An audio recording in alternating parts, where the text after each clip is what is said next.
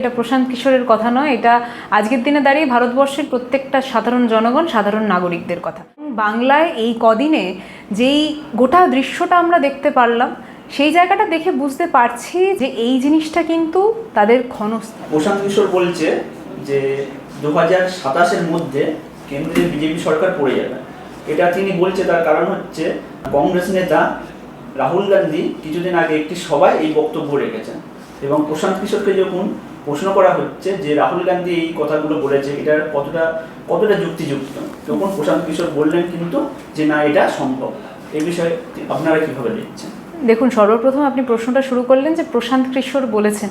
আমি সেই জায়গাটা একটু কারেকশনটা করে দিই, এটা প্রশান্ত কিশোরের কথা নয়, এটা আজকের দিনে দাঁড়িয়ে ভারতবর্ষের প্রত্যেকটা সাধারণ জনগণ, সাধারণ নাগরিকদের কথা।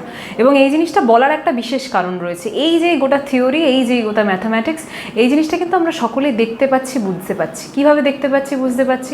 একটা জিনিস বুঝতে হবে যে যারা শাসকে বসে থাকে তারা যদি শুধুমাত্র তাদের কেন্দ্রিক গোটা কাজটা করার চেষ্টা করে, তাহলে কিন্তু কোনোদিনই আমাদের ভারতবর্ষ এগিয়ে যেতে পারে না, বা আমাদের বাংলাও এগিয়ে যেতে পারে না।